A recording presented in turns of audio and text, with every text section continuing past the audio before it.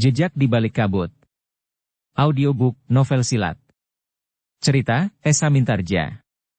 Bab 93 tamat. Dahi Ki Gede lenglengan berkerut. Namun kemudian ia pun berkata, "Kau tidak dapat menakut-nakuti aku. Aku tidak sekedar menakut-nakutimu. Ia memang berada di sini. Seandainya ia ada di sini, aku juga tidak takut. Kau, istrimu dan kakakmu akan segera mati. Kakakmu yang malang itu ternyata telah menyongsong kematiannya sendiri dengan kembali lagi kemari. Kakakku seorang yang berilmu tinggi. Sebenarnya ia bukan pembunuh. Tetapi jika ia menjadi marah, maka kematian akan dapat terjadi. Jangan membual. Di mana kakakmu itu sekarang?" Repak Rembulung itu pun kemudian memanggil, "Kakang. Kakang Pananggungan." Dari samping sanggar seseorang muncul dan langsung melangkah mendekati Repak Rembulung dan Pupus Rembulung. Dengan serta-merta Ki Pananggungan itu pun berkata, "Ya. Orang inilah yang telah mencegat aku dan berusaha membunuhku bersama dua orang kawannya. Sebenarnya aku tidak sengaja telah membunuh kedua orang kawannya. Tetapi mereka terlalu lemah, sehingga mereka pun mati. Seorang ini aku biarkan hidup untuk mengubur mayat kawan-kawannya serta memberitahukan kepada Ki Gede Lenglengan bahwa aku tidak mati. Seharusnya Ki Gede Lenglengan sudah memperhitungkan kedatanganku, sehingga seharusnya ia sudah melarikan diri untuk keselamatannya. Setan kau, Pananggungan. Kau kira kau ini siapa sehingga aku harus melarikan diri? Nah, aku memang menunggu kau kembali. Jika orang-orangku tidak dapat membunuhmu, maka sekarang akulah yang akan membunuhmu. Ki Gede Lenglengan, ternyata kau adalah orang yang sangat picik, sehingga kau sama sekali tidak mengetahui perkembangan olah kanuragan di sekelilingmu. Kau masih saja merasa dirimu orang yang tidak terkalahkan. Sebenarnya lah bahwa ilmumu sekarang sudah tidak berarti lagi bagi orang-orang berilmu tinggi. Setan, geram Ki Gede Lenglengan. Bersiaplah untuk mati. Aku tahu bahwa Repak Rembulung dan Pupus Rembulung akan membantumu. Namun anak-anakku akan membantai kalian tanpa ampun." Ketika Ki Pananggungan, Repak Rembulung dan Pupus Rembulung bersiap, maka kelima anak muda yang berada di pintu sanggar itu pun segera berloncatan keluar. "Anak-anak," berkata Pupus Rembulung, "aku dan pamanmu Repak Rembulung pernah membimbingmu dalam olah kanuragan. Karena itu, maka kami tahu seberapa tinggi tataran kemampuanmu. Jika sekarang kalian ingin melawan kami, apakah itu tidak berarti satu kedunguan yang tidak ada taranya? Meskipun kalian berlima, tetapi kalian akan menjadi bagaikan serangga menjelang api. Persetan dengan kalian berdua, justru anak Tumenggung itulah yang menyahut. Kalian akan mati. Tetapi jangan takut akan nasib Kemuning. Aku akan memeliharanya dengan baik." "Kau masih terlalu kanak-kanak untuk memahami apa yang terjadi sebenarnya," jawab Pupus Rembulung. "Nanti kau akan menyadari apakah sebenarnya yang telah terjadi." Repak Rembulung dan Pupus Rembulung. Ki Gede Lenglenganlah yang menyahut, "Kalian tidak usah menyesali apa yang telah terjadi. Agaknya saatnya memang telah tiba. Sejak semula aku sudah merencanakan untuk membunuh kalian berdua, agar rahasia keberadaan kami di sini tidak diketahui oleh orang lain. Karena itu, maka kalian tidak akan dapat berharap untuk lepas dari tanganku sekarang ini. Anak-anak ini, meskipun pernah menjadi muridmu, jangan kau rendahkan tataran kemampuan mereka. Sejak aku datang, maka kemampuan mereka telah menjadi semakin pesat majunya, sehingga kalian berdua akan terkejut karenanya." Repak Rembulung tertawa. Katanya, "Kau masih juga membuat lelucon, Ki Gede Lenglengan. Aku tahu bahwa ilmu dan kemampuan itu tidak dapat dihembuskan lewat ubun-ubun. Seberapa lama kau berada di sini, sehingga kau menganggap bahwa ilmu anak-anak itu dapat membuat aku terkejut? Ki Gede Lenglengan, kami berdua adalah petualang yang sudah menjelajahi sudut-sudut gelap dari kehidupan ini. Pengalamanku dan pengalamanmu tidak akan terpaut banyak. Karena itu, kau tidak usah membual." "Guru," berkata anak muda yang disebut anak Tumenggung itu, "beri aku kesempatan. Aku akan menunjukkan kemampuanku. Aku akan membunuh salah seorang dari mereka." "Kau benar-benar tidak berjantung, anak muda. Kau akan membunuh kami, sementara itu, kau ingin mendapatkan anak kami." "Ya. Aku memang ingin mendapatkan Kemuning. Kemuning pun sudah menyatakan kesediaannya untuk mengabdi kepadaku." "Mengabdi?" bertanya Pupus Rembulung. Ya, ia akan melakukan apa saja yang aku kehendaki. Bukankah itu merupakan pengabdian? Jika kalian berdua mati, memang harus ada tempat bergantung bagi Kemuning. Sudahlah, berkata Pupus Rembulung. Jangan mengigau seperti itu, anak muda. Nanti semuanya akan menjadi jelas. Nanti, bertanya anak muda itu. Ya. Nanti. Anak muda itu termangu-mangu sejenak. Sementara itu Ki Gede Lenglengan pun berkata, kau telah mempercepat hari-hari kematianmu sendiri, Repak Rembulung dan Pupus Rembulung. Nah, sekarang kalian sudah terlambat untuk mengelak dari kematian. Bersama kakak kandungmu, kau akan dikubur di belakang rumahmu ini. Ki Gede Lenglengan, kedua orang pembantunya, seorang di antara mereka adalah orang yang tubuhnya terhitung pendek, serta kelima orang anak muda yang telah ditempa di rumah itu pun mulai bergerak. Namun dalam pada itu, tiba-tiba saja dari pintu butulan, Kemuning berlari-lari sambil berteriak. Apa yang telah terjadi? Di belakangnya, Nyi Permati menyusulnya sambil memanggil-manggil. Kemuning, kemarilah. Tetapi Kemuning itu sudah berdiri di sebelah ibunya sambil mengulangi pertanyaannya. Apa yang terjadi, Ibu? Pupus Rembulung menarik nafas dalam-dalam. Sebenarnya ia tidak ingin Kemuning terlibat dalam persoalan yang rumit dan gawat itu. Tetapi Kemuning telah berdiri di dekatnya. Karena itu, maka Pupus Rembulung itu pun menjawab. Kemuning, Ki Gede Lenglengan ingin membunuh aku dan ayahmu. Membunuh? Ya. Kenapa, Ibu? Bertanyalah kepada Ki Gede Lenglengan. Kemuning memandang Ki Gede Lenglengan, pembantu-pembantunya, serta anak-anak muda yang diasuhnya itu. Dengan nada berat ia pun bertanya. Ki Gede, apakah Ki Gede benar-benar akan membunuh ayah dan ibu? Ya, jawab Ki Gede Lenglengan pendek. Kenapa?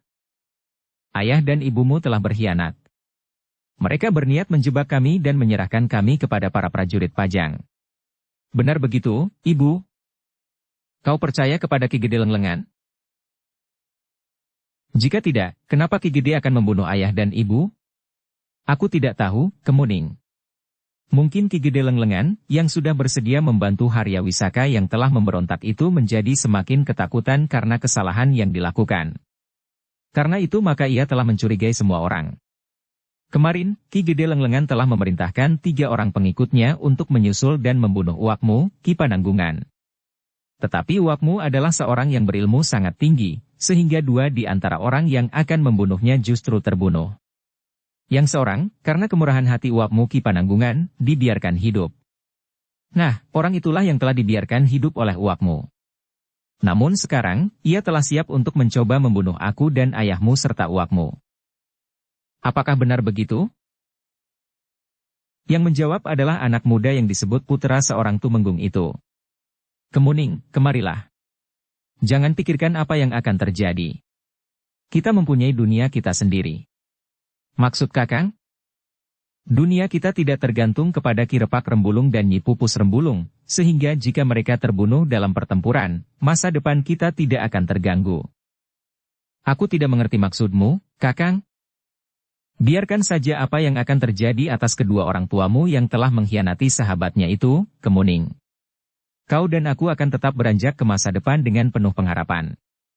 Tetapi, kau tidak boleh cengeng. Ada yang lebih berharga dari 2 orang tua yang tidak dapat mengerti arus kehidupan. Tiba-tiba saja Kemuning terdiam. Dipandanginya ayah dan ibunya. Kemudian orang yang dikenalnya sebagai Bibi Permati itu. Sambil tersenyum Nyi Pupus Rembulung berkata, nah, Kemuning, kau dapat memilih, siapakah yang pantas hidup?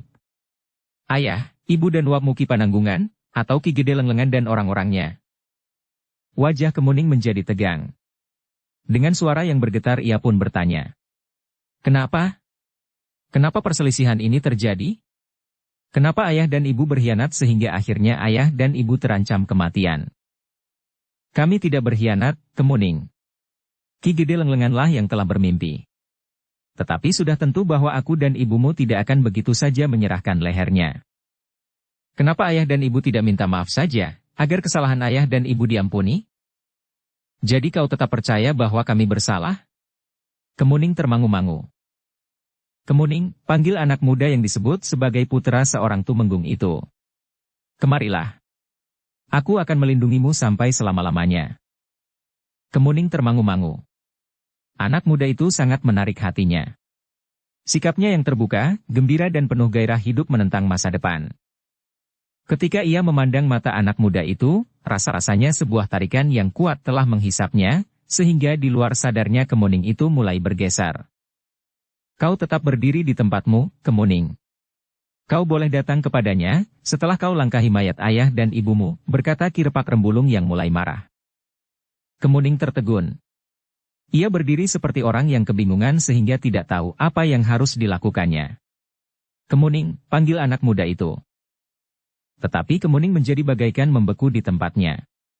Dalam pada itu, Ki Gede Lenglengan pun berkata, gadis itu jangan menjadi hambatan. Bersiaplah. Kita bunuh Repak Rembulung, Pupus Rembulung dan Pananggungan. Baik, Guru, sahut anak-anak muda itu hampir berbareng. Namun anak tumenggung itu pun berkata, beri aku kesempatan menyingkirkan Kemuning. Ambil gadis itu sepeninggal Repak Rembulung, Pupus Rembulung dan Pananggungan. Namun tiba-tiba saja terdengar suara. Ia tidak akan dibawa kemana-mana.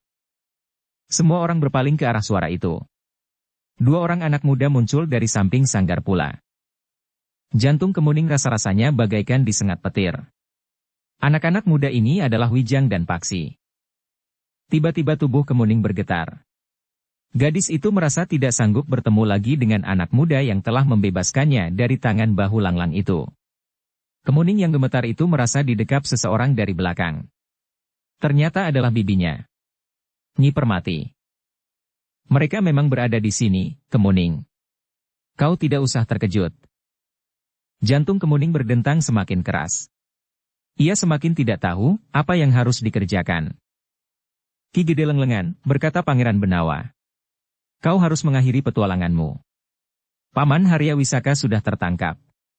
Seharusnya kau menyerah agar persoalan yang timbul karena pemberontakan Paman Harya Wisaka dapat diselesaikan dengan tuntas. Kau siapa, geram Ki Gede Lenglengan? Aku mengemban tugas yang dibebankan oleh Ayahanda Kanjeng Sultan di Pajang. Kau anak Hadiwijaya? Ya. Aku adalah Pangeran Benawa. Karena itu, menyerahlah. Setan kau, Benawa. Agaknya kau bagaikan seekor kutuk yang mendatangi sunduk. Dendamku kepada Karbet agaknya akan dapat terpuaskan hari ini. Meskipun aku tidak dapat membunuh Karbet, tetapi aku akan dapat membunuh anaknya. Ayahanda pada waktu mudanya hampir membunuhmu. Tetapi kau masih mendapat belas kasihannya, sehingga kau tetap hidup. Tetapi aku bukan Ayahanda Sultan Hadiwijaya. Jika kau melawan, maka aku akan membunuhmu. Ki Gede Lenglengan justru tertawa. Katanya, jika benar kau anak Hadiwijaya, maka kau pun sombong seperti ayahmu. Bagaimana mungkin kau dapat mengalahkan aku? Jika ayahmu mengatakan bahwa ia berbelas kasihan kepadaku, itu hanyalah omong kosong. Ayahmu memang seorang pembual yang besar. Kau tidak mempunyai pilihan. Wajah Ki Gede Lenglengan menjadi merah padam. Sementara itu, anak muda yang disebut anak Tumenggung itu pun terkejut bukan buatan ketika ia melihat Paksi berdiri di belakang orang yang menyebut dirinya Pangeran Benawa itu. Kakang Paksi, anak muda itu berdesis. Ya, Lajir Laksita. Aku adalah Paksi. Aku datang untuk menjemputmu. Lajir Laksita itu termangu-mangu sejenak. Namun wajahnya menjadi pucat. Keringatnya segera membasahi keningnya. Siapa anak itu? Bertanya Ki Gede Lenglengan. Aku adalah kakaknya. Namaku Paksi. Namun adiknya itu pun segera berteriak. Bukan. Ia bukan kakakku. Lajir Laksita. Aku membawa pesan ibu, agar kau segera kembali pulang. Ibu dan adikmu perempuan itu sangat rindu kepadamu. Kau bukan kakakku. Kau bukan anak Ki Tumenggung Sarpabiwada. Setidak-tidaknya kita mempunyai ibu yang sama. Kau tidak pantas mengaku sebagai kakakku. Kau adalah anak haram yang dikandung oleh ibu tanpa seorang suami yang sah. Katakan apa yang ingin kau katakan, Lajir Laksita. Tetapi dengarlah. Ibu dan adik perempuan kita itu merasa sangat rindu kepadamu. Jangan katakan lagi. Telingaku sakit mendengarnya. Kau tidak ingat lagi kepada ibu dan adik perempuanmu itu? Cukup. Tutup mulutmu, anak haram. Jika kau masih berbicara lagi, aku akan menyumbat mulutmu. Lajir Laksita, berkata Paksi yang masih mencoba menahan diri. Kau sekarang sudah berubah sama sekali. Aku tidak melihat kau sebagai Lajir Laksita yang dahulu. Mungkin namamu masih sama. Tetapi sikap dan tingkah lakumu sudah berubah sama sekali. Nampaknya kau telah menjadi budak yang baik bagi Harya Wisaka. Kemarahan Lajir Laksita tidak dapat menahan diri lagi. Tiba-tiba saja ia pun berteriak. Guru, beri aku kesempatan untuk membunuh orang yang sangat menyakitkan hati ini. Ia telah mengotori keluargaku karena ia adalah anak yang tidak berbapa. Itu bukan kesalahan Paksi, Lajir Laksita. Ia tidak minta dilahirkan dalam keadaannya itu, berkata Pangeran Benawa. Kau tidak usah ikut campur. Ini persoalanku dengan anak haram itu. Baik, jawab Paksi. Ini persoalanku dengan kau yang telah menjadi budak Harya Wisaka. Keadaan menjadi bertambah tegang ketika kelima anak muda yang diasuh oleh Ki Gede Lenglengan untuk menjadi angkatan mendatang itu mulai menebar. Namun adik laki-laki Paksi, anak itu Menggung Sarpa Biwada itu berkata, jangan ganggu aku. Aku akan bermain-main dengan laki-laki yang mengaku kakakku itu.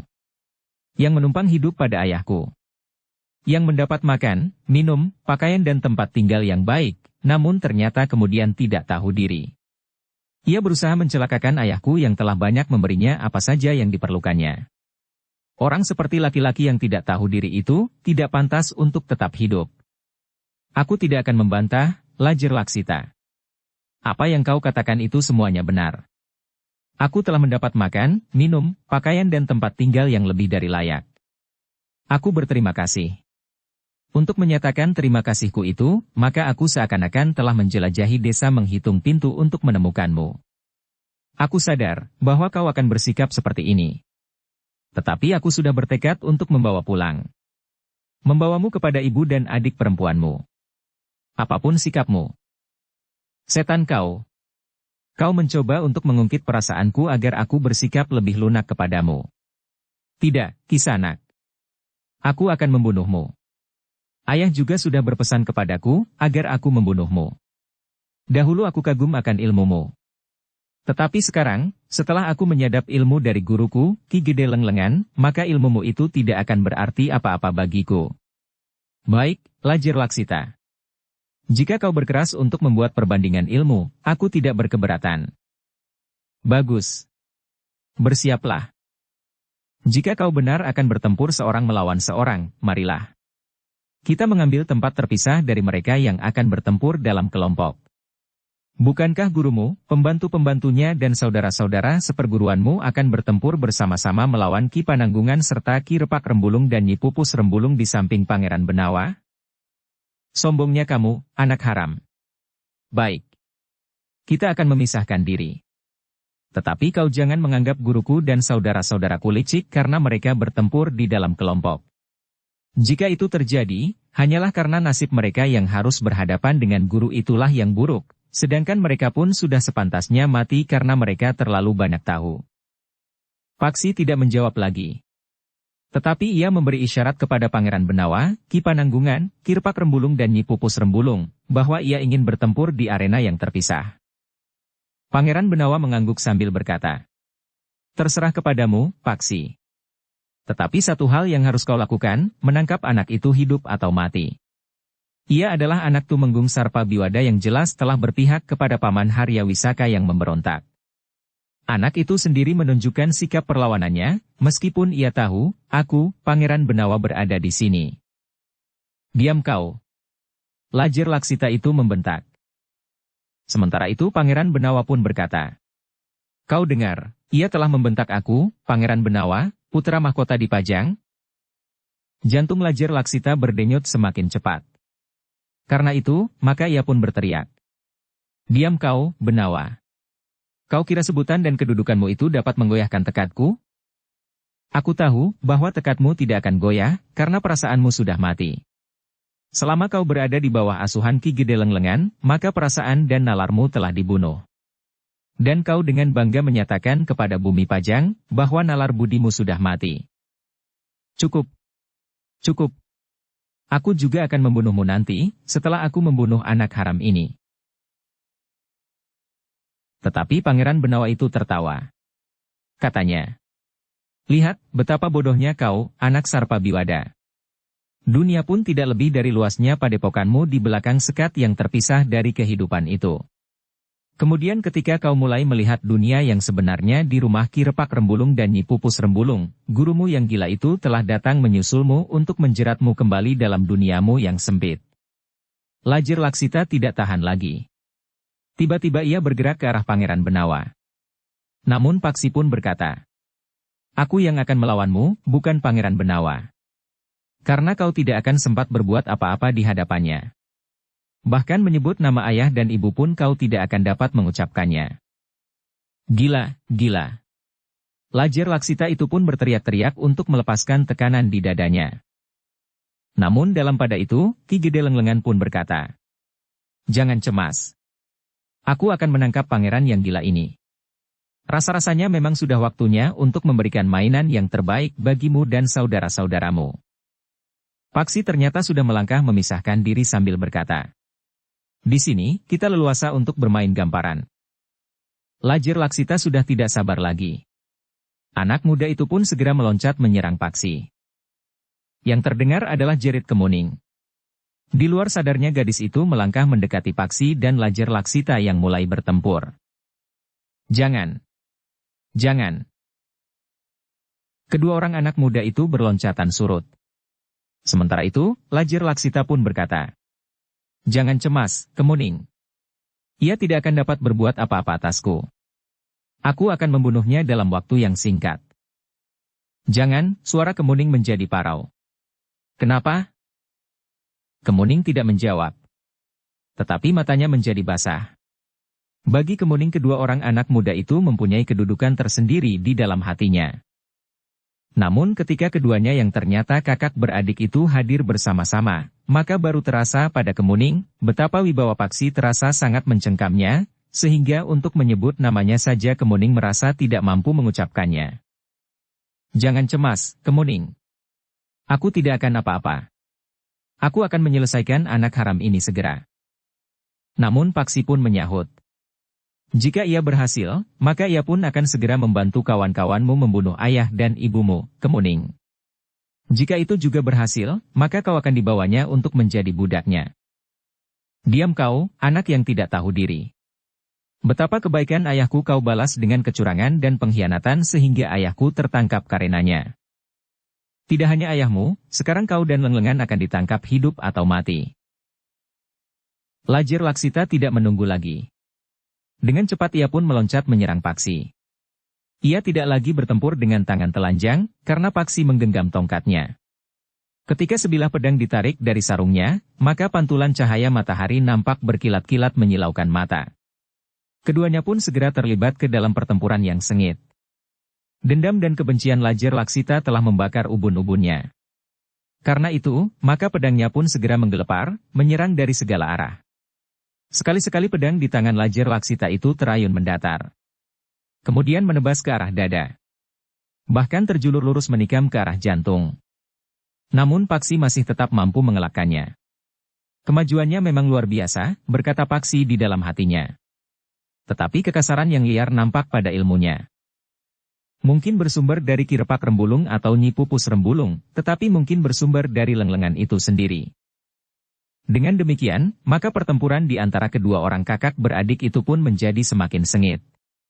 Pedang di tangan Lajir Laksita terayun-ayun mengerikan, sementara itu tongkat Paksi pun berputar seperti baling-baling. Sementara itu, Pangeran Benawa, Ki Pananggungan, Repak Rembulung dan Pupus Rembulung telah bersiap pula untuk menghadapi Ki Gede Lenglengan, 2 orang pembantunya dan 4 orang anak muda yang diasuh oleh Ki Gede Lenglengan itu. Kalian tidak akan sempat menolong dan menyelamatkan anak haram itu dari tangan muridku. Sekarang bersiaplah untuk menerima nasib atas kalian sendiri. Aku akan membunuh Repak Rembulung. 2 orang kawanku akan membunuh Pupus Rembulung. Yang lain akan menghadapi Pangeran Benawa dan Pananggungan yang kemarin luput dari kematian karena kelicikannya itu. Kau kira kau akan dapat luput dari tanganku, Lenglengan? Kau tidak akan dapat memilih lawan, karena aku sendiri, atas nama Ayahanda Kanjeng Sultan Hadiwijaya, akan menangkapmu hidup atau mati. Ki Gede Lenglengan itu menggeram. Katanya, Pangeran Benawa, jadi kau datang kemari untuk membunuh diri? Apakah hakmu sebagai putra mahkota dicabut sehingga kau merasa lebih baik mati, sehingga kau datang kepadaku untuk minta agar aku membantumu mengantar kau ke jalan kematian? Kau tidak usah berceloteh lagi, Lenglengan. Menyerah, atau kau akan mengalami nasib sangat buruk. Persetan kau, Benawa. Jika benar kau ingin menjajaki ilmuku, marilah. Bersiaplah. Pangeran Benawa pun kemudian telah bersiap untuk menghadapi Ki Gede Lenglengan, sementara yang lain pun segera mempersiapkan diri pula. Pangeran Benawa, berkata Ki Gede Lenglengan. Setiap orang dapat saja menyebut dirinya Pangeran Benawa. Tetapi sebelum kau mati, aku ingin meyakinkan apakah kau benar Pangeran Benawa. Pangeran Benawa itu tidak menjawab. Tetapi Pangeran Benawa itu pun segera mengeluarkan cincin kerajaan yang pernah diperbincangkan oleh banyak orang, terutama mereka dari dunia yang gelap. Sambil mengenakan cincin itu, Pangeran Benawa pun berkata, "Nah, kau kenal cincin ini? Atau setidak-tidaknya kau pernah mendengar orang menyebut cincin kerajaan ini?" Bukan hanya jantung Ki Gede Lenglengan yang berdebaran. Tetapi jantung Repak Rembulung dan Pupus Rembulung pun bergetar pula. Mereka termasuk di antara orang-orang yang memburu cincin itu, dan yang ternyata memang ada di tangan Pangeran Benawa. Tetapi segala-galanya telah berubah pada Ki Repak Rembulung dan Nyi Pupus Rembulung. Cincin itu bagi mereka tidak lagi menjadi benda yang harus diburu. Tetapi rasa-rasanya cincin itu memang pantas dikenakan di jari-jari Pangeran Benawa. Ki Gede Lenglengan yang melihat Pangeran Benawa mengenakan cincin itu menggeram.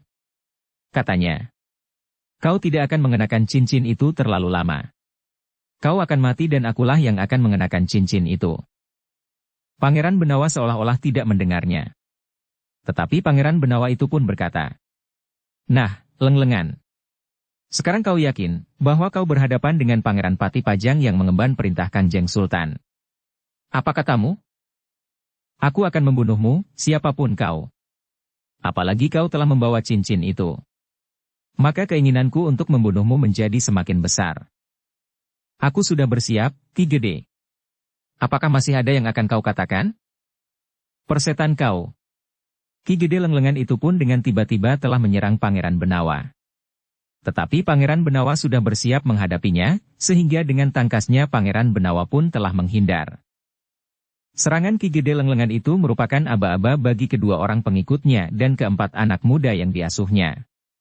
Dengan cepat pula mereka segera menyerang Ki Pananggungan, Ki Repak Rembulung dan Pupus Rembulung. Namun mereka telah bersiap sepenuhnya, sehingga karena itu, maka serangan-serangan mereka tidak menyentuh sasaran. Ki Repak Rembulung pun kemudian berkata kepada Ki Pananggungan, "Kakang, biarlah aku selesaikan anak-anak itu bersama Pupus Rembulung. Kau hadapi kedua orang pengikut Lenglengan itu. Bukankah kau sudah mengetahui tataran ilmunya?" "Setan kau," geram orang yang bertubuh pendek.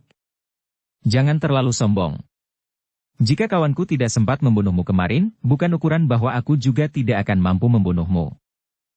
Kau akan membunuhku, orang cebol. Aku tidak menyesali tubuhku yang barangkali lebih pendek dari kebanyakan orang. Karena itu orang menyebutku Ajak Bungkik. Tetapi itu tidak akan menghalangi rencanaku untuk membunuhmu." Ki Pananggungan tertawa. Katanya, "Baiklah. Kita akan bermain-main. Marilah. Tetapi ingat, aku tidak akan berbaik hati lagi. Sekarang tidak akan ada yang aku kasih hidup seperti kemarin." "Cukup," teriak Ajak Bungkik. Ia pun dengan cepat melenting. Kakinya menyambar ke arah dada. Namun Ki Pananggungan cepat mengelak, meskipun jantungnya terasa berdebar. Ternyata Bungkik itu mampu bergerak sangat cepat.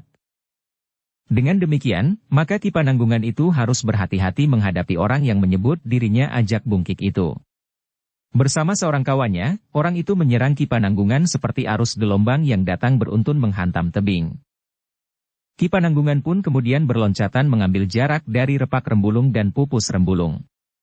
Ki Pananggungan pun telah menjauhi pula arena pertempuran antara Pangeran Benawa melawan Ki Gede Lenglengan. "Jangan lari," teriak Ajak Bungkik.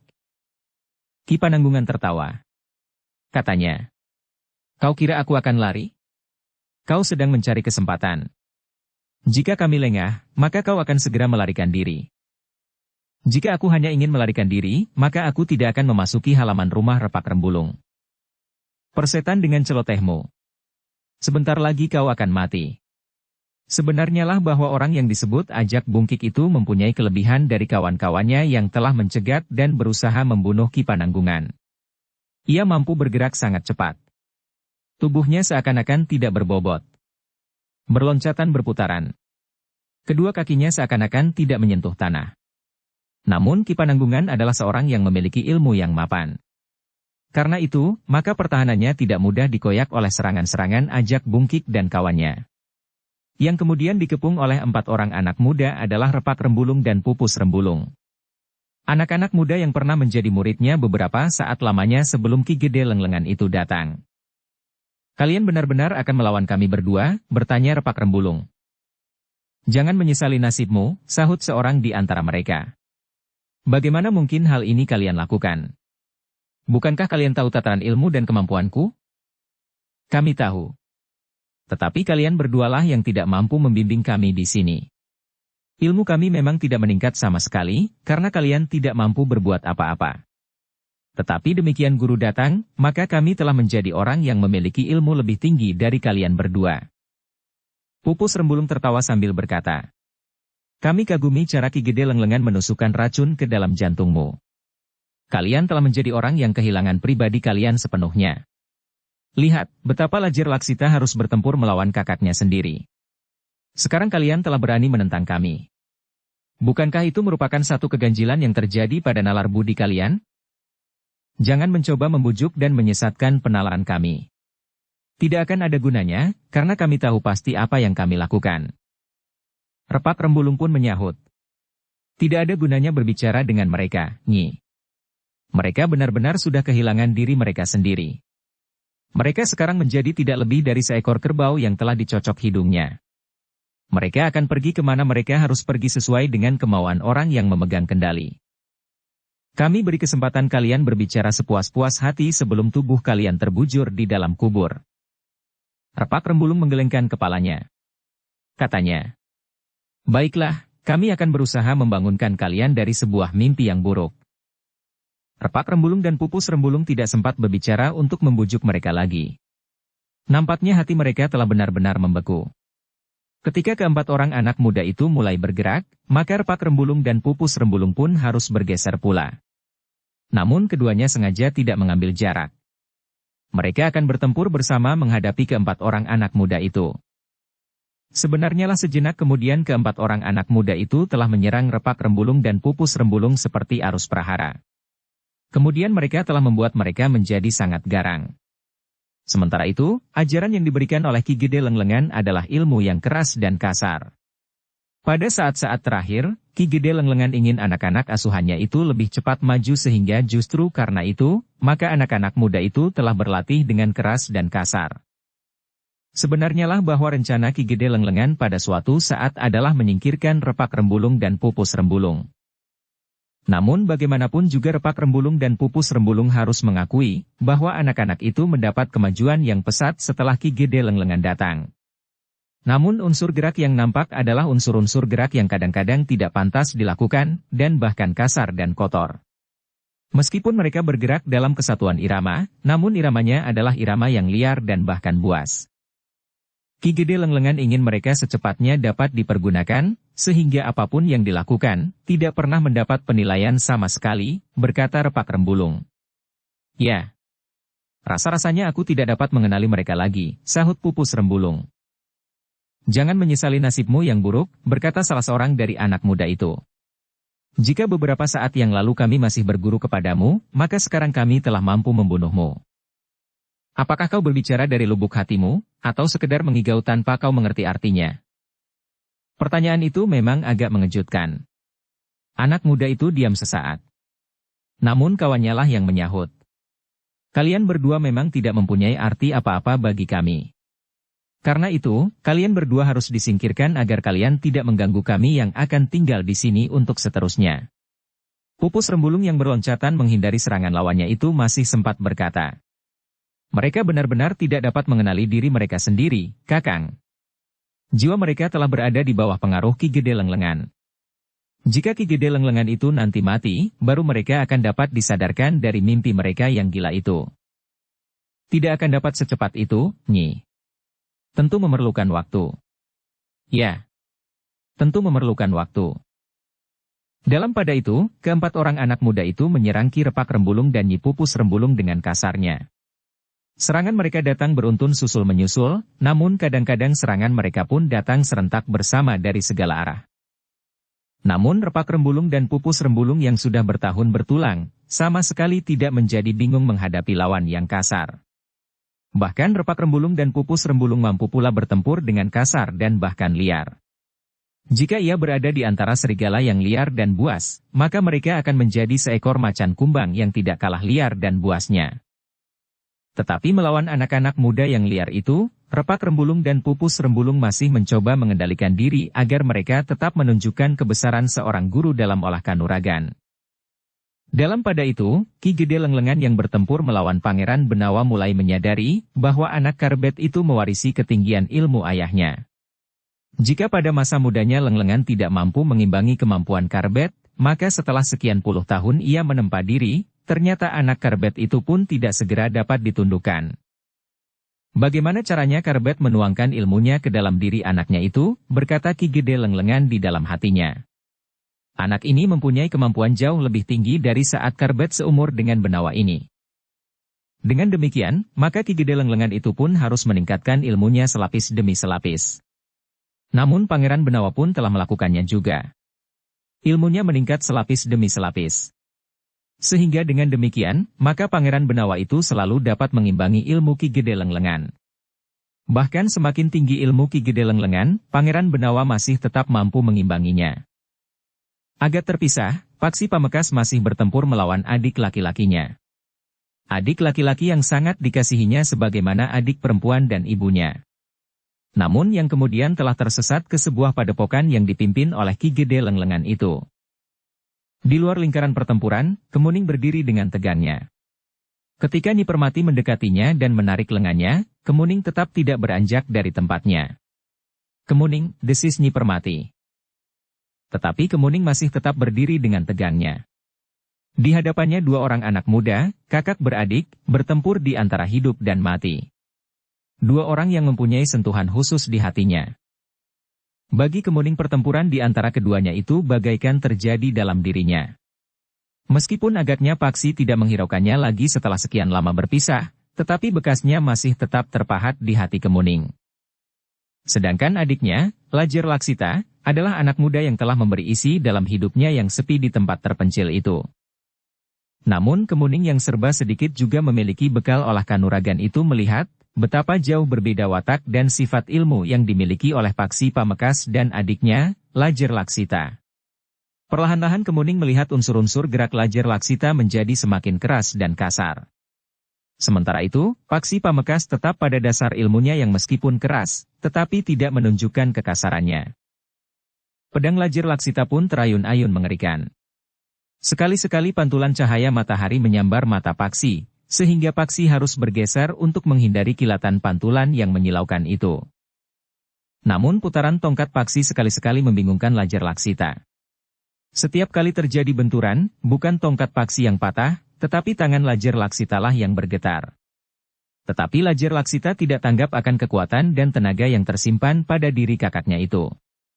Karena itu, maka serangan-serangannya pun datang semakin cepat, semakin keras dan kasar. "Inikah yang kau warisi dari Ki Gede Lenglengan itu, Lajer Laksita?" bertanya Paksi. Lajer Laksita menggeram. Dengan kasar ia pun membentak. "Aku bunuh kau, pengkhianat." "Siapa yang berkhianat? Berkhianat terhadap siapa?" "Kau telah berkhianat terhadap ayahku yang memeliharamu, memberimu makan, minum, pakaian, dan tempat tinggal. Jika ayahmu itu tidak berkhianat terhadap Pajang, maka aku pun tidak bermimpi untuk mengkhianatinya. Bagiku, lebih baik berkhianat terhadap seorang pengkhianat daripada berkhianat terhadap negara. Tutup mulut, anak haram. Meskipun kau sebut aku anak haram, tetapi aku masih mempunyai harga diri serta kesetiaan kepada Pajang. Nah, apa yang dilakukan oleh ayahmu? Membiarkan dirinya diperbudak oleh Harya Wisaka, Seorang pemberontak? Lebih dari itu, ia telah menyeret anaknya dan menyerahkannya kepada seseorang seperti Ki Gede Lenglengan itu. Seorang yang keras, kasar, liar dan bodoh. Yang diketahuinya tidak lebih dari merampok, membunuh orang yang tidak berdaya, bahkan kemudian telah bekerja bersama dengan para pengkhianat termasuk ayahmu. Diam. Diam. Aku koyakan mulutmu. Tetapi demikian mulut Lajer Laksita itu terkatup, tongkat paksi telah menembus pertahanannya. Menyusup lewat celah-celah ayunan pedang Lajer Laksita, mengenai lambungnya. Lajer Laksita menyeringai menahan sakit. Anak muda itu terdorong beberapa langkah surut. Kemarahannya pun semakin menyala di dadanya. Aku bunuh kau, teriak Lajer Laksita. Namun tongkat paksi itu telah terayun mengenai lengannya, sehingga Lajer Laksita itu terhuyung-huyung ke samping. Tulang lengannya serasa telah menjadi retak, sehingga Lajer Laksita itu berdesah tertahan. Marilah. Bangkit, anak muda, berkata paksi. Meskipun kau tidak mempunyai harapan apapun, tetapi matilah sebagai laki-laki. Kemarahan benar-benar telah meledak di dadanya. Karena itu, maka Lajer Laksita itu pun berteriak keras sekali. Diam. Diam kau, anak haram. Namun mulut Lajer Laksitalah yang terbungkam. Tangan kiri paksi terjulur lurus mengenai mulut Lajer Laksita yang berteriak itu. Ketika pedangnya terayun menebas ke arah tangan kiri paksi Pamekas, pedang itu telah membentur tongkat paksi. Bahkan tongkat itu pun berputar dengan cepatnya, seakan-akan telah menghisap pedang di tangan adik laki-lakinya. Lajer Laksita ternyata tidak mampu menahan hisapan tongkat paksi Pamekas, sehingga karena itu, maka pedangnya pun telah terloncat dari tangannya. Sementara itu tangannya terasa menjadi pedih sekali. Ketika Lajer Laksita berusaha menggapai pedangnya, maka ujung tongkat paksi tiba-tiba saja telah melekat di ubun-ubunnya. Tongkatku dapat melubangi ubun-ubunmu, geram paksi. Lajer Laksita termangu-mangu sejenak. Namun kemudian ia pun berkata lantang. Lakukan. Bunuh aku.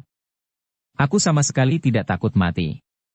Adalah sudah aku sadari sejak semula, bahwa akibat seperti ini akan dapat terjadi atas seseorang yang berjuang untuk menegakkan kebenaran.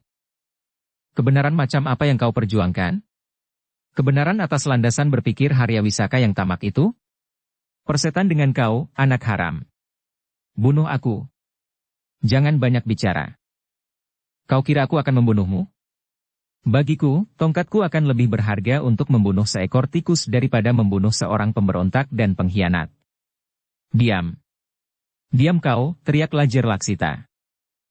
Namun tiba-tiba saja kaki paksi telah menyambar dagunya, sehingga gigi adik laki-lakinya itu gemeretak.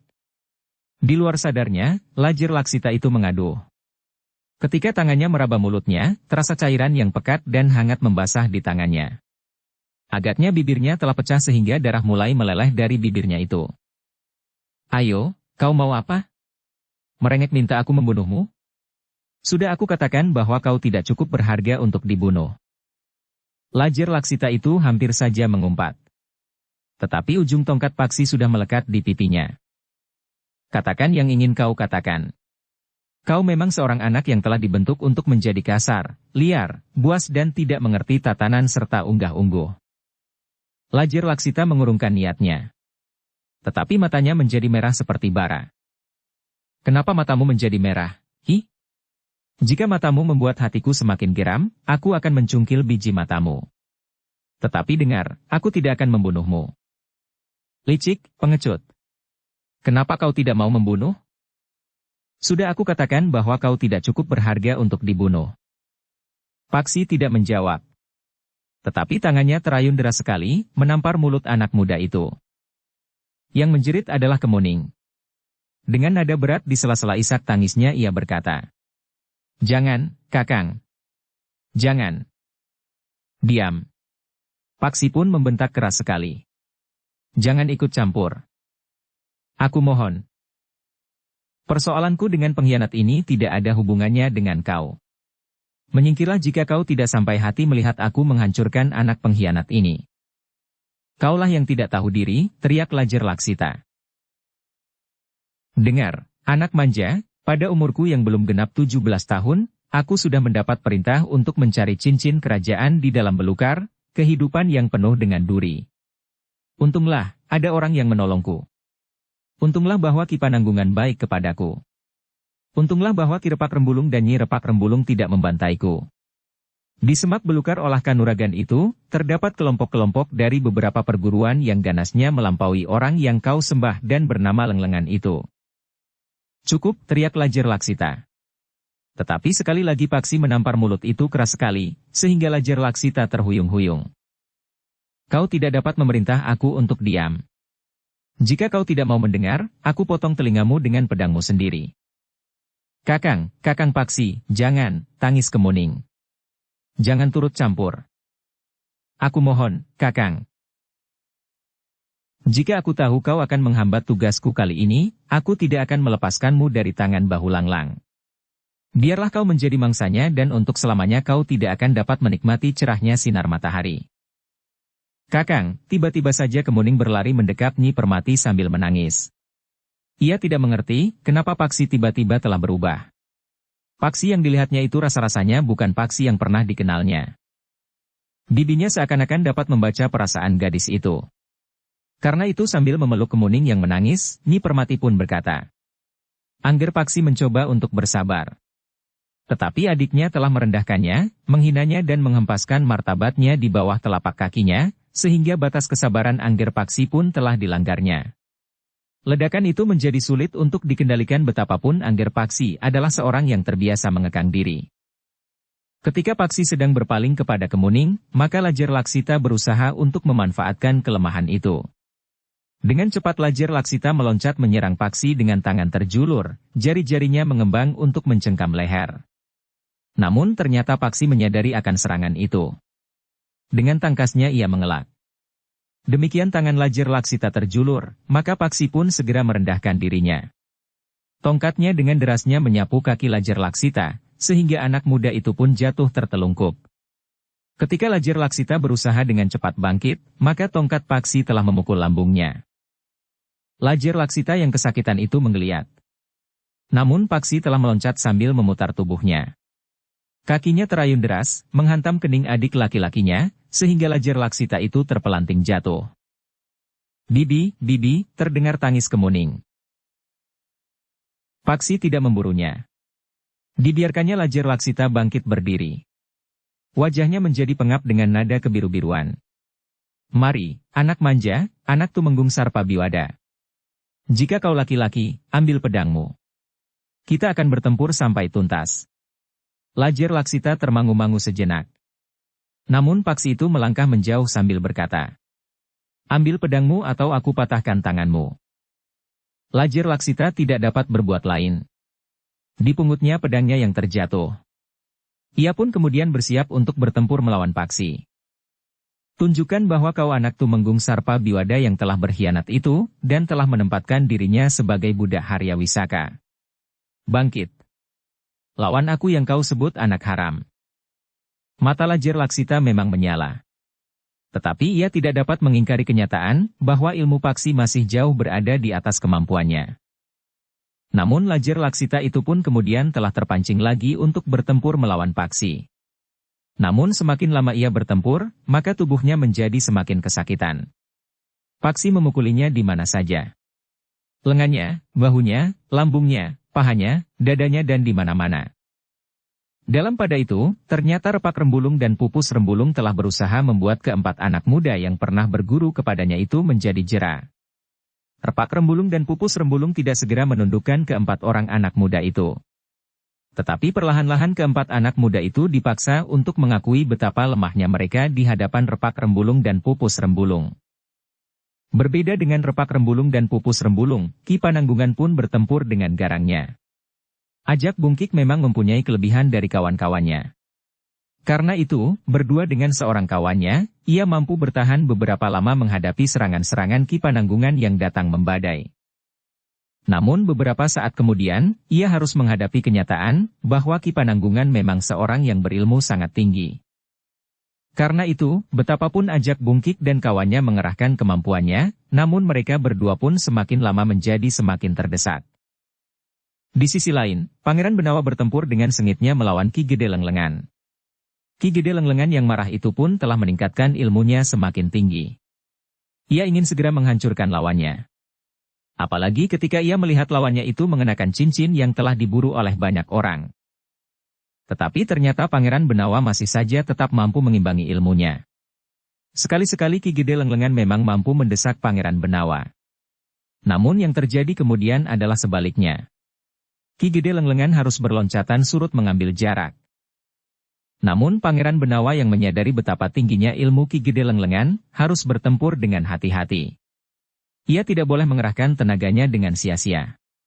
Ia harus menghemat tenaganya itu, karena Pangeran Benawa sadar, bahwa ia akan memerlukan waktu yang lama menghadapi Ki Gede Lenglengan. Berbeda dengan lawannya, Ki Gede Lenglengan agaknya terlalu bernafsu untuk segera mengalahkan lawannya yang jauh lebih muda daripadanya itu. Ki Gede tidak mau dianggap tidak memiliki ilmu yang cukup tinggi untuk mengalahkan Pangeran Benawa dengan segera. Karena itu, maka Ki Gede Lenglengan yang kurang perhitungan karena dorongan nafsunya itu, telah mengerahkan tenaganya agar segera dapat mengakhiri pertempuran. Dengan demikian, maka tenaga Ki Gede Lenglengan menjadi lebih cepat menyusut daripada tenaga Pangeran Benawa yang masih jauh lebih muda itu. Ketika Ki Gede Lenglengan dengan garangnya menyerang Pangeran Benawa seperti arus prahara, maka mereka mendengar ajak bungkik bagaikan melolong panjang. Ki Gede Lenglengan yang meloncat mengambil jarak, berusaha untuk melihat apa yang telah terjadi. Sementara itu, Pangeran Benawa pun tidak memburunya, karena Pangeran Benawa juga ingin tahu apa yang terjadi itu. Ternyata ajak bungkik itu terlempar beberapa langkah surut. Tubuhnya pun kemudian terbanting jatuh di tanah. Beberapa kali ia berguling. Namun ketika ia mencoba untuk meloncat bangkit, ternyata Ki Pananggungan yang memburunya itu telah bersiap pula. Tanpa menghiraukan lawannya yang seorang lagi, maka ketika ajak bungkik itu bangkit berdiri, Ki Pananggungan pun telah meloncat menyerang. Kakinya terjulur menyamping langsung mengenai dada ajak bungkik. Sekali lagi ajak bungkik itu terpelanting jatuh sambil mengaduh kesakitan. Pada saat yang bersamaan, kawan ajak bungkik itu telah menyerang Ki Pananggungan. Namun Ki Pananggungan ternyata masih sempat menggeliat, sehingga serangan orang itu tidak sempat mengenainya. Bahkan kemudian orang itu pun terlempar pula dan jatuh tertelungkup oleh dorongan tenaga yang sangat kuat pada punggungnya. Wajah orang itu yang tersuruk ke dalam debu bukan saja menjadi kotor, tetapi juga terluka. Pada hidung dan dahinya telah mengembun darah. Ketika orang itu bangkit, ajak bungkik pun masih sempat bangkit pula meskipun terasa dadanya menjadi sesak. Menyerahlah, geram Ki Pananggungan. Ini adalah peringatanku yang terakhir. Tetapi ajak bungkik sama sekali tidak menghiraukannya. Bahkan dengan garangnya ia meloncat menerkam Ki Pananggungan seperti seekor serigala menyerang mangsanya. Ki Pananggungan tidak ingin memberinya kesempatan lagi. Demikian ajak bungkik itu menerkamnya, maka dengan ujung jari-jarinya yang merapat, Ki Pananggungan telah menghentak ke arah ulu hati ajak bungkik itu. Yang terdengar adalah teriakan yang mirip dengan lolong serigala itu. Ajak bungkik itu membungkuk kesakitan. Namun pada saat yang itu pula, Ki Pananggungan telah menghantam tengkuk ajak bungkik itu dengan telapak tangannya. Sekali lagi ajak bungkik itu terjerembab. Sekali ia menggeliat, namun ajak bungkik itu pun tidak bergerak lagi. Kawannya melihat kesempatan yang terbuka. Ia pun dengan cepat meloncat sambil menyerang dengan kakinya. Tetapi serangan itu tidak mengenai sasaran. Bahkan Ki Pananggungan telah meloncat menyerang pula. Tangannya terjulur menghantam ke arah dada orang itu. Daya tahan orang itu tidak sekuat daya tahan ajak bungkik. Serangan Ki Pananggungan itu telah merobohkannya. Dari mulutnya mengalir darah merah membasahi bumi. Ki Gede Lenglengan seperti terbangun dari mimpi buruknya. Ketika ia berpaling, dilihatnya Pangeran Benawa seakan-akan sengaja menunggunya. Dengan nada berat Pangeran Benawa itu pun berkata, "Kau lihat akhir dari orang-orang kebanggaanmu itu, Ki Gede Lenglengan. Persetan dengan orang-orang yang rapuh itu. Tetapi aku bukan mereka. Aku adalah Ki Gede Lenglengan.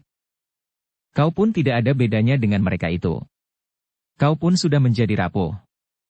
Wadakmu tidak lagi mampu mendukung gejolak darahmu.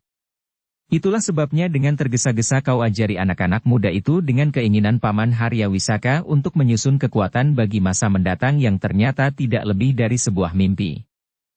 Tutup mulutmu, Pangeran Benawa. Saatmu untuk mati telah tiba. Bukan saatku untuk mati. Tetapi saatku untuk membunuh. Ki Gede Lenglengan pun kemudian berteriak nyaring. Hentakan ilmunya memang mengejutkan. Tiba-tiba saja Ki Gede Lenglengan itu bergerak dengan cepat sekali menyerang Pangeran Benawa. Pangeran Benawa terkejut. Ia sadar bahwa Ki Gede Lenglengan akan sampai ke puncak ilmunya. Pada saat Ki Gede Lenglengan bertempur dan menghadapi kesulitan di padepokan melawan Ki Ajar Permati, Ki Gede Lenglengan itu telah menebarkan tirai kabut di seputar dirinya, sehingga dengan demikian, ia akan mampu menyerang lawannya dari arah yang tidak segera dapat diketahui karena kabut yang gelap atau Ki Gede Lenglengan yang bersembunyi di balik kabut itu berusaha untuk melarikan diri. Kabut itu memang telah membuat orang yang menyaksikannya menjadi tegang. Ki Repak Rembulung, Nyi Pupus Rembulung, bahkan Ki Pananggungan dan Paksi yang telah mengenal wujud yang menyelimuti Ki Gede Lenglengan, bahkan Pangeran Benawa pun seakan-akan telah hilang di dalam kabut itu pula. Namun kegelisahan Repak Rembulung dan Pupus Rembulung itu akibatnya justru buruk bagi keempat orang anak muda yang melawan mereka. Dalam kegelisahan itu, Repak Rembulung dan Pupus Rembulung ingin segera menghentikan perlawanan mereka, karena perhatian mereka tertarik kepada kabut yang semakin tebal itu. Karena itu, dengan hentakan-hentakan yang agak keras, maka baik Repak Rembulung maupun Pupus Rembulung telah membuat keempat orang anak muda itu tidak berdaya. Jari-jari Repak Rembulung dan Pupus Rembulung telah menghentikan kerja beberapa simpul syaraf di tubuh anak-anak muda itu, sehingga mereka seakan-akan telah menjadi lumpuh. Tunggulah. Aku ingin melihat apa yang terjadi dengan Pangeran Benawa. Seorang anak muda masih juga berteriak. Ia akan mati. Jika Pangeran Benawa mati, maka nasibmu akan menjadi sangat buruk. Mungkin kau tidak akan dibunuh, tetapi kau akan merasa lebih sengsara daripada mati. Kau orang-orang biadab. Repak Rembulung dan Pupus Rembulung tidak menjawab. Mereka pun bergegas mendekati kepulan asap yang nampaknya menjadi semakin tebal. Bukan hanya Repak Rembulung dan Pupus Rembulung, tetapi Ki Pananggungan pun telah melangkah mendekat pula. Paksi sempat melihat kepulan asap itu. Tetapi ia tidak mau meninggalkan Lajer Laksita. Ia masih saja bertempur melawan adik laki-lakinya itu. Meskipun Lajer Laksita sudah menggenggam pedangnya lagi, namun pedang itu seakan-akan tidak berarti sama sekali. Pedang itu tidak pernah sempat menyentuh tubuh Paksi Pamekas. Tetapi sebaliknya, tongkat Paksi Pamekas tidak pernah dapat ditangkis atau dihindarinya. Namun Lajer Laksita yang licik itu berusaha untuk memanfaatkan kemampuan Ki Gede Lenglengan yang mampu menyelimuti dirinya dengan asap yang tebal. Dengan lantang Lajer Laksita itu pun berkata, "Anak haram, lihat, betapa kawanmu yang mengaku sebagai Pangeran Benawa itu telah dilibat dan tenggelam dalam kekuatan ilmu Ki Gede Lenglengan. Di dalam kabut itu, tidak seorang pun akan dapat melawan Ki Gede Lenglengan. Mata kawanmu itu seakan-akan menjadi buta. Karena itu, maka Ki Gede Lenglengan akan dapat memperlakukannya menurut kehendaknya." Namun jawab Paksi, "Tanpa kabut pun aku dapat memperlakukan kau sekehendakku. Kau tidak akan sempat berbuat apa-apa. Kau tidak dapat mengelak. Kau tidak dapat menangkis. Aku dapat memukulimu di mana saja aku mau." Tongkat Paksi pun tiba-tiba terayun-ayun mengerikan. Setiap kali terdengar Lajer Laksita mengadu, berdesah dan menyeringai menahan sakit. Tongkat Paksi telah mengenai tubuhnya di mana-mana. Bahkan keningnya, dadanya, punggungnya. Lajer Laksita itu pun jatuh bangun sambil mengaduh tertahan. Kemuning setiap kali memanggil Paksi yang menjadi seperti orang yang kehilangan kendali. Sikapnya menjadi sangat keras dan kasar. "Kakang, Kakang Paksi," tangis Kemuning. Namun setiap kali Paksi selalu membentaknya, dan bahkan setiap kali Kemuning berusaha menghentikannya, Paksi justru menjadi semakin sering memukul adik laki-lakinya. Dalam pada itu, Pangeran Benawa telah benar-benar tenggelam ke dalam kabut yang kelabu. Tidak seorang pun yang dapat melihat apa yang telah terjadi di dalam pusaran kabut yang semakin lama menjadi semakin cepat. Repak Rembulung, Pupus Rembulung dan Ki Pananggungan memang menjadi cemas. Jika Ki Pananggungan menghantam pusaran kabut itu dengan ilmunya, Ki Pananggungan justru mencemaskan keadaan Pangeran Benawa. Jangan-jangan ilmunya justru malah membuat kedudukan Pangeran Benawa semakin lemah. Repak Rembulung dan Pupus Rembulung pun menjadi ragu-ragu, apa yang sebaiknya mereka lakukan menghadapi ilmu Ki Gede Lenglengan itu. "Jika saja aku berada di dalam, mungkin meskipun samar-samar aku akan dapat melihat Ki Gede Lenglengan," berkata Repak Rembulung. "Tetapi kau dapat keliru," sahut Pupus Rembulung. Dalam kabut seperti itu, sulit bagi Kakang untuk membedakan yang manakah Pangeran Benawa dan yang manakah Ki Gede Lenglengan. Jika saja Pangeran Benawa bersedia keluar dari kabut, aku akan bersedia untuk menggantikannya. Kita akan memanggilnya. Ki Pananggungan menggeleng. Katanya. Pangeran Benawa tidak akan menyingkir dari arena apapun yang terjadi. Sebenarnya lah semula Pangeran Benawa memang mengalami kesulitan. Hampir saja Pangeran Benawa mempergunakan ilmunya, Aji Lebur Sketi untuk menghalau kabut yang semakin pekat itu. Meskipun ia tidak yakin, namun getaran ilmu itu akan mampu memberikan peluang kepadanya untuk menilai keadaan. Seandainya kabut itu menjadi semakin tebal lagi, namun ia sudah melihat keadaan dengan jelas. Dalam pada itu, meskipun Pangeran Benawa telah mengeterapkan Aji Sapta Pangrungu serta Sapta Pandulu, namun semuanya masih tidak jelas. Ia memang melihat bayangan yang bergerak dengan cepat. Tetapi kadang-kadang Pangeran Benawa kehilangan bayangan itu. Namun pendengarannya yang menjadi sangat tajam telah membantunya, menunjukkan serba sedikit tentang lawannya. Para pendekar yang buta tidak akan terpengaruh oleh ilmu kabut itu, berkata Pangeran Benawa di dalam hatinya. Namun untuk menjaga diri, maka Pangeran Benawa telah menggenggam sepasang pisau belati panjangnya. Jika saja bayangan itu bagaikan terbang, lewat di sebelahnya, maka Pangeran Benawa pun dengan cepat telah menyerangnya. Tetapi setiap kali Pangeran Benawa selalu gagal. Bayangan itu ternyata tidak terjangkau oleh pisaunya. Namun pada kesempatan lain, tiba-tiba saja sebuah serangan yang menggetarkan isi dadanya telah menghantam punggungnya. Untuk beberapa saat lamanya, Pangeran Benawa masih berada dalam kesulitan. Ditingkatkannya daya tahan tubuhnya untuk mengatasi serangan-serangan Ki Gede Lenglengan yang datang dengan tiba-tiba. Namun gerakan Pangeran Benawa yang cepat dan tangkas, masih menahan Ki Gede Lenglengan untuk berbuat sesuka hatinya atas lawannya yang seakan-akan telah kehilangan penglihatannya itu. Jangan menyesali nasibmu yang buruk, Benawa, terdengar suara Ki Gede Lenglengan. Sebentar lagi kau akan mati. Kawan-kawanmu juga akan mati dengan cara yang sama.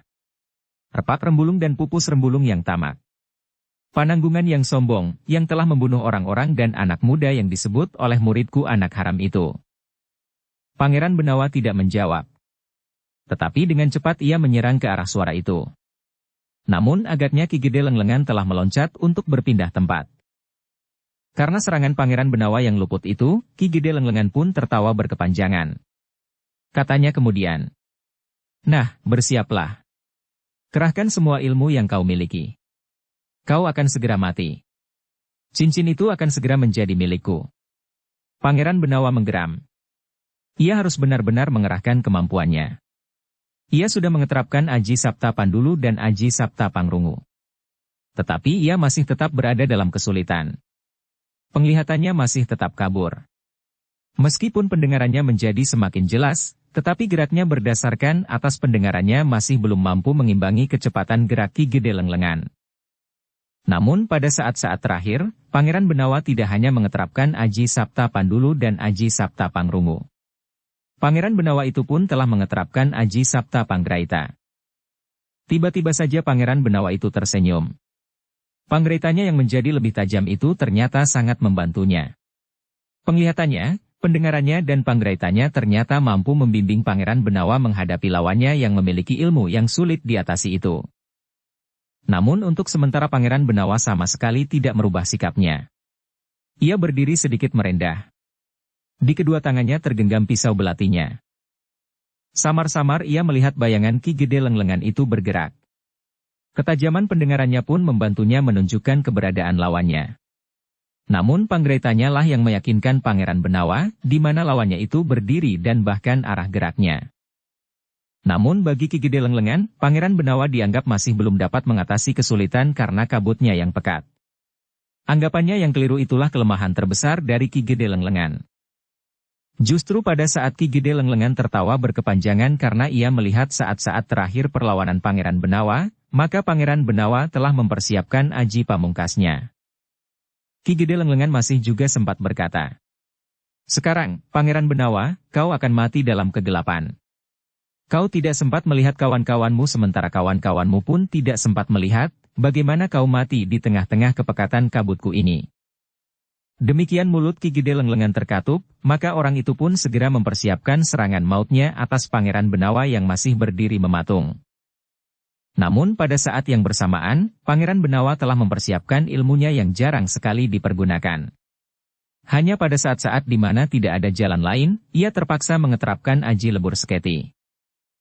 Ki Gede Lenglengan yang sudah bersiap untuk menyerang itu memang sempat terkejut melihat Pangeran Benawa melepaskan kedua pisau belatinya. Kemudian mengangkat tangannya dan mengentakkannya dengan telapak terbuka ke arahnya. Ki Gede terlambat oleh kelengahannya. Ia mempunyai penilaian yang salah terhadap Pangeran Benawa. Karena itu, maka ia justru telah terlambat sekejap. Ternyata kabut yang pekat itu tidak menahan arus getar Aji Lebur Seketi. Dengan dahsyatnya kekuatan Aji Lebur Seketi itu telah menghantam tubuh Ki Gede Lenglengan yang telah siap membunuh Pangeran Benawa. Ki Gede Lenglengan yang terkejut itu sempat berteriak oleh kemarahan yang menghentak. Namun suaranya pun segera terputus dan patah di tengah. Orang-orang yang berada di luar kepulan kabut yang mulai berputar itu memang terkejut. Mereka tidak begitu jelas, suara siapakah yang terdengar berteriak tinggi. Namun kemudian mereka melihat Ki Gede Lenglengan itu terlempar keluar kepulan kabut yang mulai berputar itu. Sementara itu, demikian Ki Gede Lenglengan dilumpuhkan, maka kabut yang pekat itu pun seperti tertiup angin. Pecah berserakan dan sejenak kemudian semuanya menjadi jelas. Ki Pananggungan, Repak Rembulung dan Pupus Rembulung berdiri termangu-mangu melihat Pangeran Benawa melangkah mendekati tubuh Ki Gede Lenglengan yang terbaring diam. Pangeran telah menyelesaikannya, desis Ki Pananggungan. Yang Maha Agung masih melindungi jiwaku, Ki Pananggungan. Kita semuanya bersyukur karenanya, Pangeran. Ya. Kita semuanya bersyukur. Dalam pada itu, Paksi Pamekas masih saja sibuk dengan adiknya. Tanpa belas kasihan, Paksi memukul tubuh adiknya di mana-mana, sehingga tubuh Lajer Laksita itu menjadi memar dan kebiru-biruan di mana-mana pula. Bunuh aku, pengecut, teriak Lajer Laksita. Tetapi Paksi tidak membunuhnya. Ia masih saja memukul adiknya yang pedangnya sudah lepas dari tangannya pula. Lihat, orang yang kau sembah sudah mati, geram Paksi ketika ia melihat gumpalan kabut yang tebal itu seperti disapu angin. Paksi melihat Ki Gede Lenglengan terlempar dan jatuh terpelanting. Kenapa kau tidak segera membunuhku, pengecut, teriak Lajer Laksita. Apakah kau tuli, hi? Bukankah aku sudah menjawab? Jika kau tidak membunuhku sekarang, kelak akulah yang akan membunuhmu. Kau tidak akan pernah sempat membunuhku lagi, anak pengkhianat. Kau akan berada di dalam penjara seumur hidupmu. Kau akan menjalani kerja paksa tanpa batas waktu. Siang dan malam dengan tangan dan kaki terikat. Martabatmu akan menjadi lebih rendah dari seekor lembu yang kadang-kadang dimandikan setelah dipekerjakan di sawah. Tetapi kau tidak. Iblis kau, anak haram. Kau pantas hidup di lingkungan orang-orang yang tidak beradab. Apakah kau termasuk orang yang beradab? Lajer Laksita tidak sempat menjawab karena tangan Paksi telah menampar mulutnya. Adiknya yang sudah menjadi sangat lemah itu terhuyung-huyung. Ia tidak lagi mampu untuk berdiri tegak. Karena itu, maka Lajer Laksita itu pun terjatuh di tanah. Kemuning yang melihat anak muda itu terjatuh, di luar sadarnya bergeser mendekat. Tetapi Paksi membentaknya dengan kasar. Jangan dekati pengkhianat itu. Minggir, atau kau pun akan mengalami. Kemuning bergeser surut. Ia benar-benar tidak dapat mengenali sifat Paksi lagi. Paksi yang dikenalinya dahulu, kini tinggal wadaknya saja. Tetapi sifat dan wataknya sudah sangat berubah. Dalam pada itu, Ki Repak Rembulung dan Ki Pupus Rembulung sudah membebaskan keempat orang anak muda yang mereka buat tidak berdaya dengan ketukan pada simpul-simpul syaraf mereka. Repak Rembulung, Pupus Rembulung dan Ki Pananggungan menggiring mereka mendekati arena pertempuran yang tidak seimbang antara Paksi Pamekas dan adiknya, Lajer Laksita. Namun ketika mereka mendekat, mereka melihat Lajer Laksita sudah pingsan. Bawa anak ini ke biliknya, perintah Paksi kepada keempat anak muda itu. Keempat orang itu tidak dapat menolak. Di belakang mereka berdiri orang-orang yang memiliki ilmu yang tidak akan terjangkau oleh kemampuan ilmu mereka. Ketika Lajer Laksita itu dibawa ke biliknya, Paksi Pamekas dan Pangeran Benawa yang telah meninggalkan Ki Gede Lenglengan yang terbaring diam, ikut masuk ke dalam bilik itu pula. Sementara itu, tentang keempat orang anak muda itu, Pangeran Benawa pun berkata kepada Ki Repak Rembulung dan Nyi Pupus Rembulung. Biarlah anak-anak itu menyelenggarakan penguburan gurunya. Baik, Pangeran. Kami akan mengawasinya. Biarlah mereka melakukannya sebaik-baiknya. Iya, Pangeran. Ki Pananggungan pun kemudian ikut pula bersama Repak Rembulung dan Pupus Rembulung membawa keempat anak muda itu untuk menyelenggarakan penguburan gurunya serta para pembantunya. Sementara itu, Kemuning yang berpegangan lengan Nyi Permati berdiri di serambi gandok. Mereka tahu bahwa Lajer Laksita ada di dalam gandok itu. Namun mereka tidak berani masuk. Mereka tahu bahwa Paksi telah menjadi seorang anak muda yang sangat garang. Namun sebenarnya lah di dalam bilik itu Paksi mengusap dahi adiknya yang pingsan. Terdengar suaranya perlahan sekali. Maafkan aku, Lajer Laksita. Sebenarnya aku sama sekali tidak ingin menyakitimu. Tetapi aku tidak tahu, cara yang manakah yang harus aku tempuh. Paksi, desis Pangeran Benawa. Aku juga tidak tahu jalan yang terbaik. Tetapi menurut pendapatku, kau telah memilih jalan yang benar. Kau harus membangunkan adikmu dari sebuah mimpi buruk yang selama ini ditiupkan oleh Ki Gede Lenglengan. Paksi mengangguk. Namun terasa matanya menjadi panas. Setiap kali disentuhnya bercak-bercak biru di tubuh adiknya. Pukulan-pukulan tongkatnya, meskipun sebenarnya Paksi tidak mempergunakan tenaganya dan kekuatannya yang sebenarnya, tetapi pukulan-pukulan itu telah membuat seluruh tubuh Lajer Laksita menjadi memar. Ternyata daya tahannya tidak sebaik yang aku duga, Pangeran. Sentuhan-sentuhan tongkatku yang tidak terlalu keras, telah melumpuhkannya. Tetapi anak ini tidak apa-apa. Ia akan segera sembuh. Apalagi jika dia mendapat penanganan dari orang-orang yang benar-benar memiliki ilmu pengobatan yang tinggi. Paksi mengangguk-angguk. Namun kemudian suaranya merendah. Lalu, apa yang harus kita lakukan dengan anak ini, Pangeran? Anak ini, bersama keempat kawan-kawannya tentu akan diadili. Anak ini tidak akan dapat mengingkari kesalahannya. Bahkan mungkin mereka akan mengakuinya dengan penuh kebanggaan, bahwa mereka adalah pejuang-pejuang yang dipersiapkan bagi masa mendatang. Bahkan mereka akan menengadahkan dada mereka sambil mengatakan, bahwa mereka adalah penerus perjuangan Harya Wisaka. Kita akan membawa mereka justru kepada Harya Wisaka. Kepada Harya Wisaka? Ya. Bukankah pada saat-saat terakhir, Harya Wisaka sudah mulai menjadi lunak? Ia sudah bersedia menunjukkan, meskipun tidak jelas, anak-anak yang dipersiapkannya bagi angkatan mendatang itu. Jadi kalau anak ini menghadap Harya Wisaka, biarlah Harya Wisaka yang mematahkan kebanggaan mereka terhadap perjuangan di masa mendatang itu. Bahkan Harya Wisaka, sebagai sumber ketahanan jiwa mereka, sudah patah pula.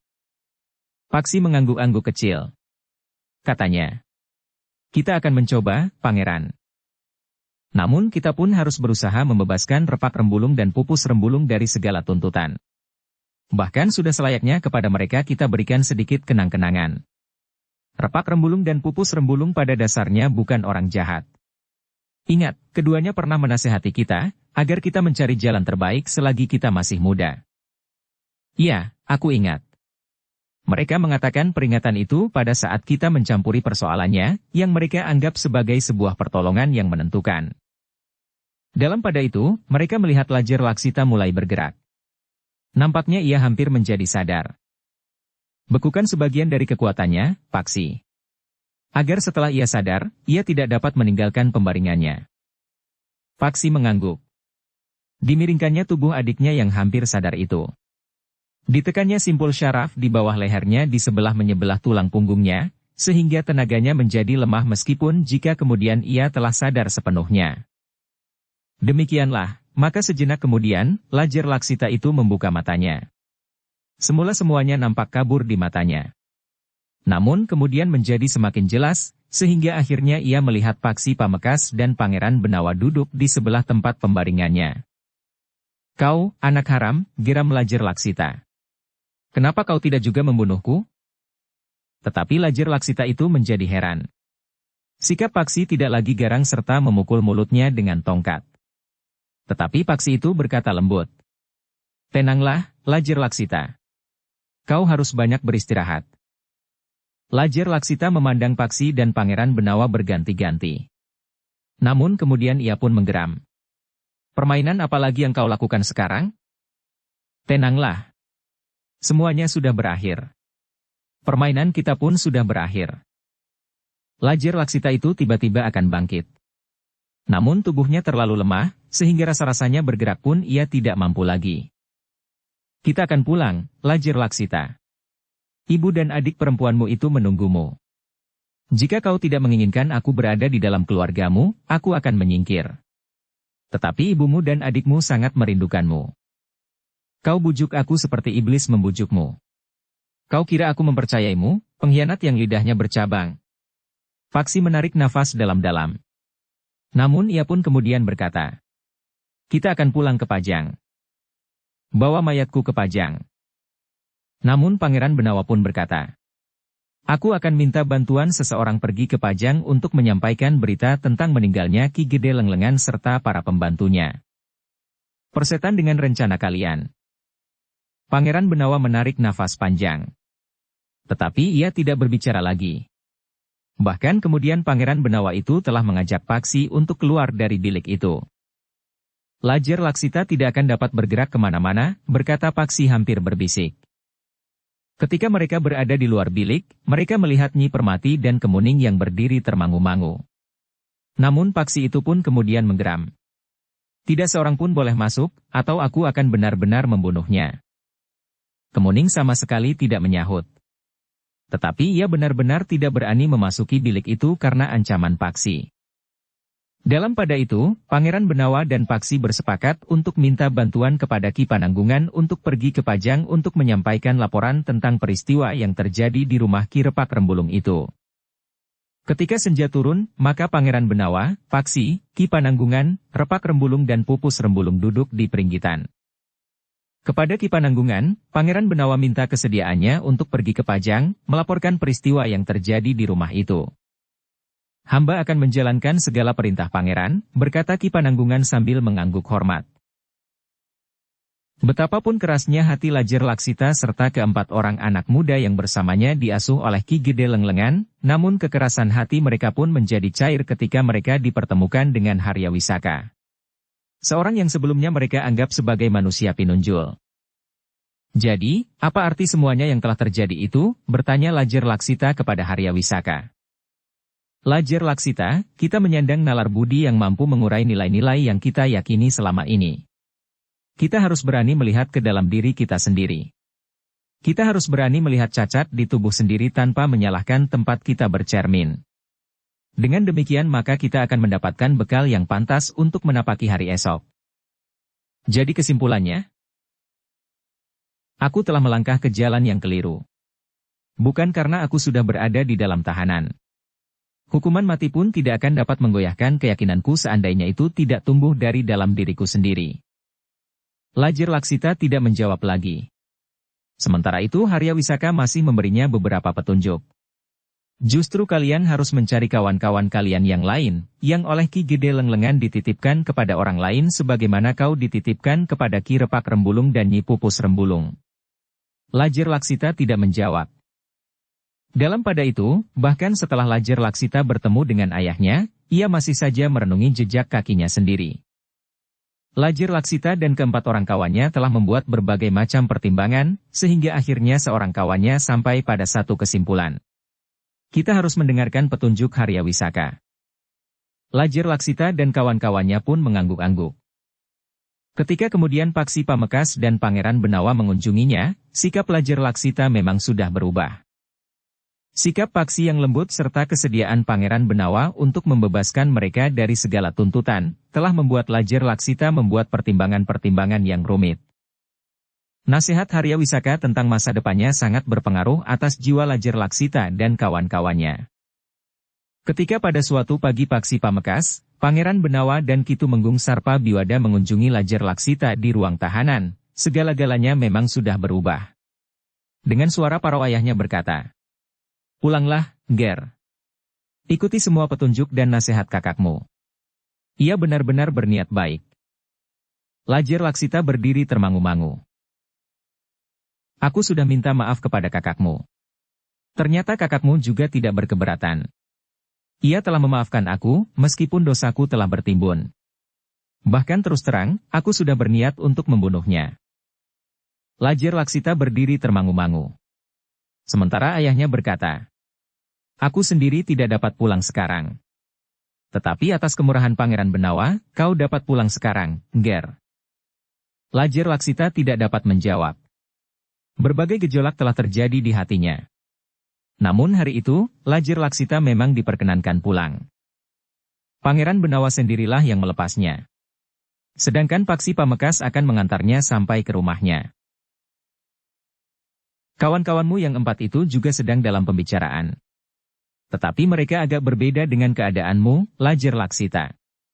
Latar belakang kehidupan mereka, sikap keluarga mereka, serta kenyataan pada mereka itu sendiri. Namun seperti kau, mereka adalah korban-korban keracunan yang ditebarkan oleh Paman Harya Wisaka. Namun yang pada saat ini sikap Paman Harya Wisaka sendiri sudah berubah. Terutama tentang angkatan mendatang. Paman Harya Wisaka akan mempertanggungjawabkan semuanya yang telah terjadi akibat ulahnya. Biarlah semua hukuman ditimpakan kepadanya. Anak-anak muda yang telah keracunan itu tidak pantas ikut memikul beban, berkata Pangeran Benawa. Lajer Laksita menundukkan kepalanya. Namun dari mulutnya kemudian terdengar ia berdesis. "Terima kasih, Pangeran." Pangeran Benawa menepuk bahu anak muda itu. Demikianlah, Lajer Laksita pun telah diantar pulang oleh Paksi. Bagi adik laki-lakinya itu, Paksi sudah menyediakan seekor kuda yang baik, sehingga berdua mereka berkuda melewati jalan-jalan kota. Namun Lajer Laksita selalu menundukkan wajahnya saja. Rasa-rasanya seisi kota raja itu memandanginya sambil mencibirkan bibirnya. Ketika mereka berdua sampai ke regol halaman rumahnya, Lajer Laksita menjadi ragu-ragu. Hampir saja ia melarikan kudanya menjauh. Tetapi dengan cekatan Paksi menangkap kendali kudanya sambil berkata, "Lajer Laksita, marilah. Seisi rumah itu menunggumu. Ibu sudah tahu bahwa hari ini kau akan pulang. Adik perempuan kita itu pun sudah menunggunya pula. Apakah mereka masih mau menerima aku pulang, Kakang? Mereka menunggumu. Kau bagaikan anak yang hilang, dan kini diketemukan kembali. Karena itu, bersyukurlah." Lajer Laksita pun kemudian turun dari kudanya. Demikian pula Paksi. Mereka berdua menuntun kuda mereka memasuki halaman rumah itu. Demikian mereka berada di halaman, maka 2 orang perempuan berlari-lari menyongsong mereka, Nyi Tumenggung Sarpa Biwada dan adik perempuan Lajer Laksita. Keduanya pun segera memeluk anak muda itu. Tangis mereka tidak dapat ditahankan lagi. Air mata mereka meleleh membasahi baju anak muda yang baru datang itu. Lajer Laksita pun tidak dapat menahan air matanya pula. Ia pun terisak sambil memeluk ibu dan adiknya. "Aku mohon ampun, Ibu. Aku ampuni kau sejak kau lakukan kesalahan itu, Nger." Kepada adik perempuannya, Lajer Laksita itu pun berdesis. "Maafkan aku. Kau tidak bersalah kepadaku, Kakang. Marilah. Naiklah ke pendapa." Nyi Sarpa Biwada kemudian menggandeng Lajer Laksita melangkah ke pendapa. Namun langkah mereka pun tertegun. Ternyata Paksi telah turun tangga pendapa bersama 2 orang perempuan pula. Nyi Permati dan Kemuning. Kemuning menutup wajahnya dengan kedua telapak tangannya. Ia tidak dapat menahan tangisnya. "Kemuning," desis Lajer Laksita. "Kakakmu, Paksi, mengatur segala-galanya," desis ibunya. Lajer Laksita memandang Paksi dengan tatapan mata yang sayu. Desisnya, "Kakang." Paksi tersenyum. Katanya, "Naiklah." Lajer Laksita termangu-mangu sejenak. Sementara itu Paksi pun berkata kepada ibunya, "Ibu, aku minta diri. Aku akan pergi sebentar." "Kau akan kemana, Kakang?" bertanya adik perempuannya. "Aku akan pergi ke padepokan di Alas Jabung. Nanti aku kembali." "Kau tidak duduk dahulu, Paksi?" bertanya ibunya. "Terima kasih, Ibu. Nanti aku kembali. Aku akan bertemu dengan guruku, Ki Waskita dan Ki Panengah." Ibunya menarik nafas dalam-dalam. Ia bersyukur bahwa akhirnya Paksi pun telah menemukan ayahnya yang sebenarnya. Namun ketika Paksi melangkah ke kudanya, terdengar suara Kemuning. "Kakang Paksi, aku minta maaf." Paksi berpaling kepadanya. Dipandanginya Kemuning, Nyi Permati dan Lajer Laksita berganti-ganti. Dengan suara yang dalam ia pun berkata, "Tidak ada yang perlu dimaafkan, Kemuning. Pandanglah ke masa depanmu yang cerah. Aku akan ikut merasakan bahagia jika orang-orang yang aku cintai merasa bahagia." Seisi rumah ini. Paksi pun kemudian menuntun kudanya ke regol halaman. Sejenak kemudian, maka terdengar derap kaki kudanya menjauh. Sejenak kemudian kudanya berlari kencang menuju ke pintu gerbang kota. Namun di pintu gerbang kota ia menarik kendali kudanya, sehingga kudanya berhenti. Di luar pintu gerbang kota telah menunggu Ki Pananggungan, Repak Rembulung dan Pupus Rembulung. "Marilah, Paman dan Bibi. Kita pergi ke alas Jabung. Aku perkenalkan Paman dan Bibi dengan guruku, Ki Waskita dan Ki Panengah. Mungkin Paman dan Bibi pernah melihatnya. Tetapi mungkin juga belum." Demikianlah, kuda-kuda itu pun kemudian berlari semakin kencang. Di luar gerbang kota, jalan yang menuju ke hutan Jabung terasa semakin sepi. Sesepi hati Paksi Pamekasan. Tamat. Dukung kami dengan subscribe, follow, like, komen dan share. Terima kasih.